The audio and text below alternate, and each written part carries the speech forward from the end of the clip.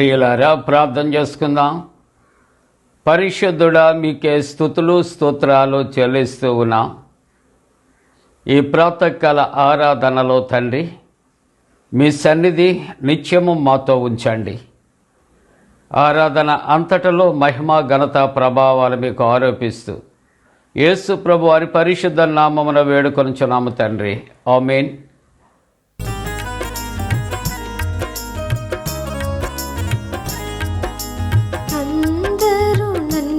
విడిచినా నీవు నన్ను విడువనంటివే, అందరూ నన్ను విడిచినా నీవు నన్ను విడువనంటివే. నా తల్లియు నీవే, నా తండ్రియు నీవే, నా తల్లి తండ్రి నీవే యేసయ్యా. నా తల్లియు నీవే, నా తండ్రియు నీవే, నా తల్లి తండ్రి నీవే యేసయ్యా. అందరూ నన్ను విడిచినా, లోకము నన్ను విడిచినా నీవు నన్ను విడువనంటివే. లోకము నన్ను విడిచినా నీవు నన్ను విడువనంటివే. నా బంధువు నీవే, నా మిత్రువు నీవే, నా బంధుమిత్రుడ నీవే యేసయ్యా. నా బంధువు నీవే, నా మిత్రువు నీవే, నా బంధుమిత్రువు నీవే యేసయ్యా.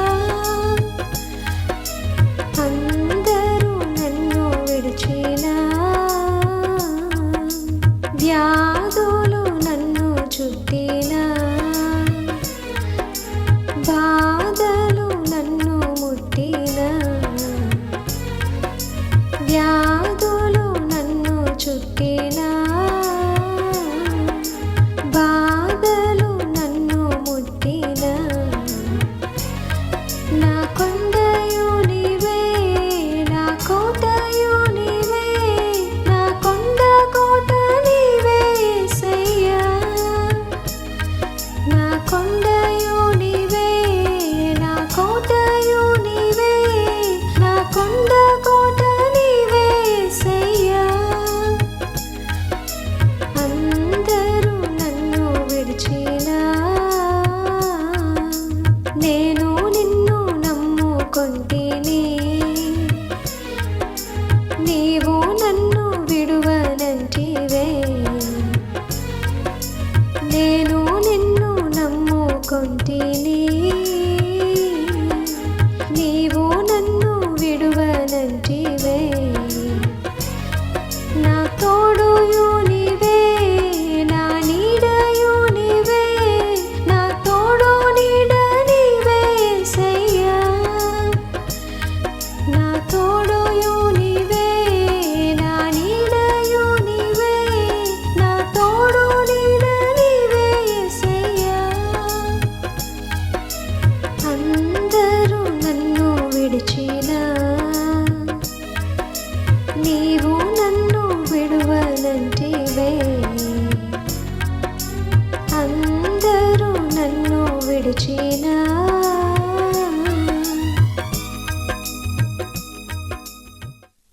ప్రియులారా, ప్రభు పేరిట మీకు శుభాలు.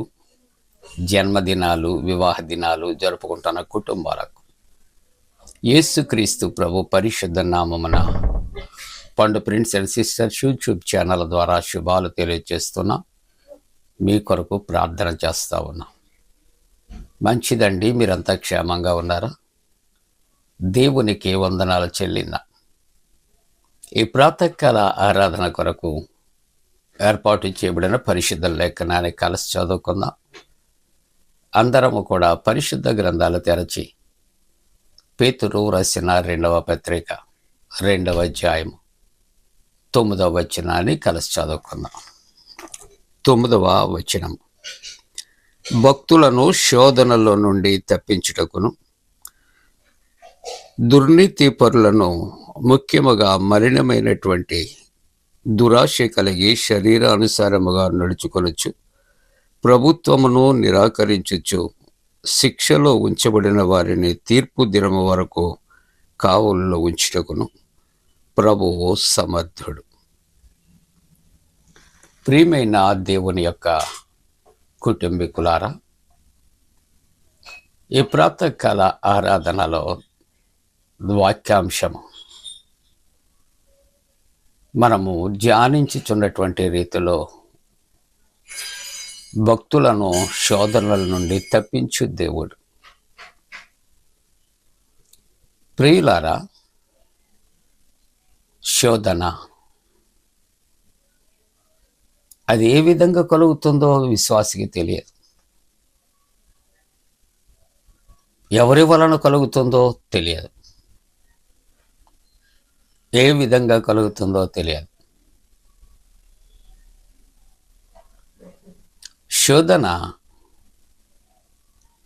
తప్పనిసరిగా ప్రతివానికి కలుగుతుంది, అపవాది కలిగిస్తుంది. కానీ ప్రభు యొక్క వాక్యం సెలవిస్తుంది, భక్తులకు కలిగే శోధనల నుండి ప్రభు వారిని తప్పిస్తాడు. నిరాశ చెందవలసినటువంటి అవసరత లేదు అని కొన్ని దినముల నుండి ఈ వాక్య ధ్యానాన్ని వివేరు రీతుల్లో మనం కలిసి ధ్యానం చేస్తున్నాం. ప్రియులారా, అపవాది విశ్వాసిని శోధించి దేవుని యొద్ద నుండి దూరపరుస్తూ ఉంటాడు. కానీ దేవుని యందు భయభక్తులు గల వారిని దేవుడు తప్పనిసరిగా శోధన నుండి తప్పించటానికి సమర్థుడు అని దేవుని యొక్క వాక్యం. దానియేలు గ్రంథం 3వ అధ్యాయంలో షద్రక్ మేషక్ అబేద్నెగోలకు నెబుకద్నెజర్ వలన శోధన కలిగింది అని కథనం మనకు తెలుసు. షద్రక్ మేషక్ అబేద్నెగోలు కూడా క్లిష్టమైన పరిస్థితుల్లో వారు అగ్నిగుండములో వేయబడే సమయం వచ్చినప్పటికీ కూడా వారు చాలా ధైర్యంగా, నిబ్బరముగా వారు విశ్వాసముతో అంటున్నటువంటి మాటలు, రాజా, మా దేవుడు రక్షించే సమర్థుడు. మన దేవుడు మనలను రక్షించే సమర్థుడండి. కాబట్టి శ్రమ కలిగినప్పుడు, శోధన కలిగినప్పుడు భయపడవలసినటువంటి అవసరత లేదు. మన దేవుడు బలవంతుడైన దేవుడు అని దైవవాక్యం సెలవిస్తూ ఉన్నది. మన దేవుడు యుద్ధశూరుడు అయిన యెహోవా అని దైవవాక్యం రాయబడింది. ప్రక్కను 1000 మంది పడినా, కుడి ప్రక్కన 10,000 మంది కూలిన అపాయము నీ యొద్దకు రాదు అని దైవవాక్యం హెచ్చరిక చేస్తుంది. ఇన్ని వాక్యాలు కంఠస్థంగా మనం చెప్పగలం. కానీ సమస్య వచ్చినప్పుడు తప్పనిసరిగా నేనైనా మీరైనా అవిశ్వాసాలకి గురైపోతుంటాం. కానీ ప్రాతకాల ఆరాధనలో దైవ వాక్యము, దైవ అంశము అంటూ ఉన్నది, భక్తులకు శోధన కలిగినప్పుడు ఆయన రక్షిస్తాడు, తప్పిస్తాడు. ఈవేళ అపోస్తుల కార్యాలు 16వ అధ్యాయములో పౌలు, శీలలు మనకు కనిపిస్తున్నారు.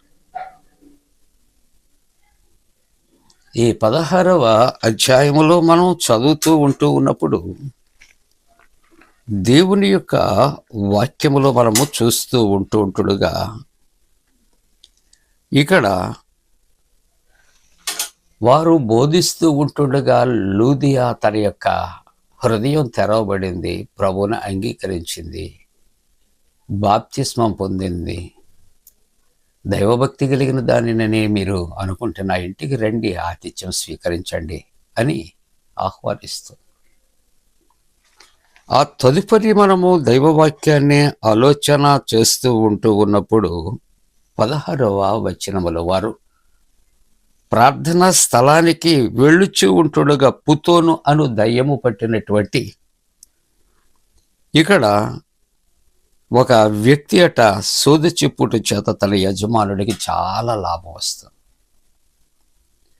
కానీ ఆ దయ్యము పట్టిన వ్యక్తి వారిని వెంబడిస్తూ ఉంటూ ఉన్నది కాబట్టి ఒక దినాన్న వారు ఆమెను స్వస్థపరుస్తారు. ఆమెల దయ్యం విడిచింది. అప్పటి నుండి వారికి వచ్చే లాభం పోయింది. వారి లాభసాటి పోయింది అనే కారణము చేత మాత్రమే పౌలు శీలను బట్టి వారిని చెరసాలలకు అధికారులకు అప్పగించినప్పుడు వారిని బెత్తములతో కొట్టి రక్తము కారునంతగా కొట్టి చెరసాలలో వేసి కాళ్లకు చేతులకు బొండ వేసి బిగించి బయట చెరసాల నాయకుడు కావలి ఉన్నాడు అని దేవుని యొక్క వాక్యం సెలవిస్తున్నాడు. ప్రియమైన దేవుని బిడ్డలారా, లోకములో సహజముగా తప్పు చేస్తే శిక్ష శ్రమ తప్పదు. కానీ దేవుని కలిగినటువంటి బిడ్డలు దైవ కార్యక్రమాలు చేస్తున్నప్పటికీ కూడా లోకస్తులకి తప్పులాగే కనిపిస్తూ ఉంటుంది.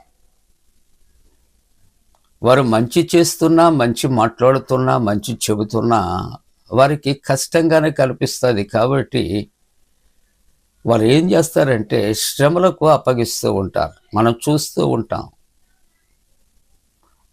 అలాగే దయ్యము పట్టినటువంటి వ్యక్తిని విడిపించినటువంటి ఒక మంచి పనిని బట్టి వారి లాభం పోయిందని వాళ్ళు ఏం చేశారంటే పౌలు శీలను చెరసాలకు అప్పగించారు.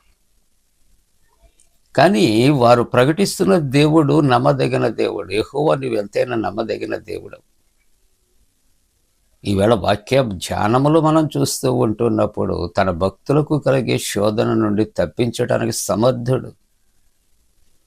మన దేవుడు చూస్తూ ఊరుకోడండి. వారు ప్రార్థన చేస్తున్నారు, మధ్యరాత్రి వేళ కీర్తనలు పాడుతున్నారు, మధ్యరాత్రి వేళ ఖైదీలు వింటూ ఉన్నారు. ప్రార్థనా శక్తి, వారు నమ్మిన దేవుని యొక్క శక్తి భూకంపం కలుగు చేసింది. చెరసాల తలుపులు తెరవబడ్డాయి. ఇదంతా చూస్తూ ఉన్నటువంటి చెరసాల నాయకుడు కత్తితో పొడుచుకొని చంపుకుంటాను ప్రయత్నం చేసినప్పుడు దేవుని కలిగినటువంటి దైవ సేవకులు పౌలు శీలలు అంటున్నారు, ఏ హాని చేసుకోదు, ఇక్కడే ఉన్నా, నేను ముగిస్తూ ఉన్నాను. లోకములో దేవుని కొరకు దేవుని బిడ్డలైన వారు ఎవరైనా కావచ్చు, సేవకులే కాదు, భక్తులుగా విశ్వాసులుగా ఎవరు ఉంటే వారికి ఒకవేళ ఆపద కలుగుతుంది, శ్రమ కలుగుతుంది, శోధన కలుగుతుంది. కానీ వీటన్నిటి నుండి తప్పించటానికి మన ప్రభువు ఉన్నాడు. శోధన నుండి తప్పిస్తాడు, రక్షిస్తాడు. వారు ప్రార్థన చేస్తున్నారంతే, పాటలు పాడుతున్నారంతే. లోకస్తులు బంధకాల్లో ఉంచుతారు, తాళాలు వేస్తారు, కావలి ఉంటారు. But they can't do anything. దేవుని శక్తి ఉంది, ఏమీ చేయదు. షద్రక్ మెషిక్ అబేద్నెగోలను అగ్నిగుండంలో వేశారు, అగ్ని చల్లారిపోలేదా? ప్రార్థిస్తున్నాడు, దానియేలు సింహాల బోనులో వేశారు, దేవుడు సింహాల నోటిని మూయించలేదా? ముగిస్తున్నాను ఈ యొక్క ప్రాతకాల ఆరాధనలో ఎవరైనా ఏ కుటుంబంలో అయినా ప్రభువు కొరకు జీవిస్తూ, విశ్వాసిగా జీవిస్తూ, ప్రభువు కొరకు మంచి కార్యాలు చేస్తున్నప్పటికీ కూడా ఇటువంటి శోధన కలిగినప్పుడు కృంగిపోవద్దు. ఈ అవమానం నాకు కలిగింది, నా కుటుంబానికి కలిగింది, నా బిడ్డలకు కలిగింది అని కృంగిపోవద్దు. దేవుడు చూస్తూ ఉన్నాడు, తప్పనిసరిగా మనల్ని తప్పిస్తాడు, రక్షించే సమర్థుడు. అలాగూ చేయటానికి దేవుడు తన పరిశుద్ధాత్మ కూడిన మనపై మెండుగా కుమరించునుగాక. ఆమేన్. ప్రార్థన. పరిశుద్ధుడా, ప్రతిదినం నీ వాక్యముతో మమ్మల్ని బలపరుస్తున్నావు, ధైర్యపరుస్తున్నావు, విశ్వాసంలోనికి నడిపిస్తున్నావు. జన్మదినాలు, వివాహ దినాలు జరుపుకుంటున్న కుటుంబాలను ఆశీర్వదించండి. ప్రభా ఇదిగో మెడ నొప్పితో స్పాండిలైటిస్తో ఉన్నవారండి, ఆర్థరైటిస్తో ఉన్నవారు, మోకాళ్ళు నొప్పులు, కాళ్ళు నొప్పులతో ఉన్నవారు, నాయన గుండె బలహీనతతో ఉన్నవారిని, స్టంట్ వేసినటువంటి వారిని, వివిధ వ్యాధులు బాధలతో వారిని స్వస్థపరిచాడు. చిన్న బిడ్డలు, చంటి బిడ్డ తల్లిదండ్రులు, యవనస్తులు, వృద్ధులు అందరి క్షేమము రక్షణ కొరకు ప్రార్థన చేస్తూ సంఘము సార్వత్రికంగా ప్రతి కుటుంబాన్ని దేవ అడ్వెంట్లో ప్రవేశపెట్టుచున్నందుకు స్తోత్రాలు. మమ్మల్ని సిద్ధపరచండి. యేసు ప్రభువు దివ్య నామమున వేడుకొనుచున్నాం తండ్రి. ఆమేన్.